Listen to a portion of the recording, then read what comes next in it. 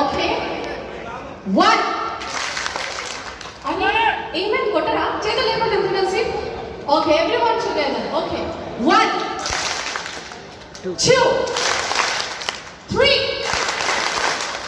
1 3 2 1 1 3 అంటే మీరు కొట్టరా